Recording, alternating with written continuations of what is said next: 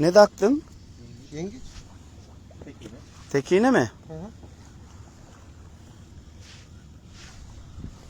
Kepçelik nedir bilmiyorum, görmüyorum ben bunu ama. Bak bakalım kepçelik mi değil mi? Sen bu işi biliyorsun başkan ya. Evet. Barış Çıpra bizim işimiz demiştik ya. Dur bir İğneyi fileden kurtar. Şöyle görelim maşallah. Eline sağlık abim.